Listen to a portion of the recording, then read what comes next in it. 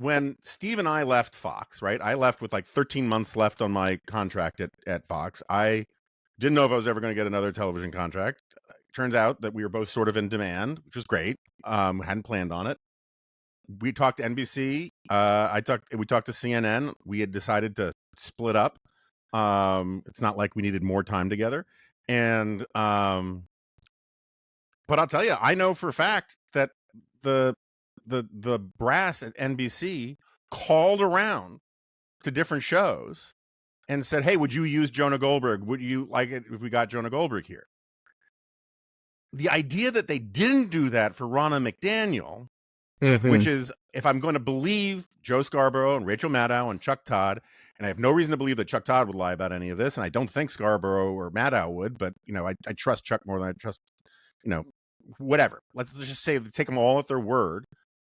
That's just malpractice, right? And let's just say, for the sake of a hypothetical, that they're all lying, right? Because I could see if you didn't attach the names of the personalities, given the level of audience capture television networks have, the ability of television hosts to cave to viewer backlashes cannot be underestimated. That is one of the reasons why Fox had to spend $800 million, because they had to respect the audience, right? So it is, again, I'm not accusing any of these specific people of it, but it would not seem out of the realm of possibility, if you described it to me in abstract, that a bunch of people said, yeah, be fine, bring her on board, and then there's this huge viewer revolt, and they go cover their own asses, and they say, hey, I wasn't cleared on this. Again, I don't think any of them are lying about it, but I think it's possible. And if that's the case, then heads should roll among the hosts. If the brass didn't talk to anybody and get buy-in or feedback, then their heads should roll. But if they did have some sort of heads up and then do this preening thing on TV saying, I'm sorry, Nicole Wallace is a very nice person, but spare me the phrase, our sacred airwaves. And, we will not, the network that has Al Sharpton on all the time as like a Mount Rushmore of pundits, telling me that their airwaves are sacred is just a bit too much. And so the public tantrums, if they're all sincere, that's one thing. I still don't like the tantrums. I still don't think NBC should have fired her. I think, you own it, you deal with it, you take the embarrassment, you explain what you're doing every single time. Let Ronna McDaniel be a martyr. Shouldn't have hired her. Shouldn't have hired her the way they hired her. Shouldn't have fired her, is my view on that. I think the similarities here, the reason why this gets complicated, is I agree entirely with Steve. In the parallel universe where I want to live, Donald Trump is unfit to run, would have been considered unfit to run for office in 2016, but he really would have been unfit after January 6th.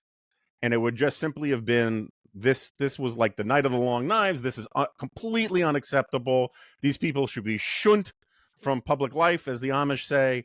Anybody who is involved in any of that stuff should be, should, like, what is the name? Profumo in England. Go work feeding lepers and soup kitchens or something, right? Because you should not be allowed in politics. But we don't live in that world. And I think that's a shame. And so I think McDaniel should be radioactive. I think Trump should be radioactive. But they're not, for reasons of lots of collective action problems and institutional failures. And then you add in the other problem, which is so I have a disagreement, like Charlie Cook on the Editor's podcast, and I love Charlie, he's a dear friend of mine, but he's going on about how none of these networks, it's not just that they don't want people who like Trump, they don't want any articulate defenders of conservatism at all, regardless of Trump, regardless of the January 6th thing. I just think that's flatly untrue. I think I'm a pretty good defender of conservatism. False. I think David's a pretty good defender of conservatism, like Sarah and Steve. Oh, Sarah, a pretty good defender of conservatism. And you can go down a list. Rich Lowry, Ramesh Ponnuru, these guys who are on that podcast, they're on cable news all the time. They're on Jim Garrity, Jonah, they're on Meet the Press. Yeah, but Jonah, isn't that the point? Yeah. All right. Yeah. So my point is I think a lot of these networks do have tolerance for articulate defenders of conservatism. The problem is that on both the Democratic side and the Republican side, and throughout right wing and left wing media.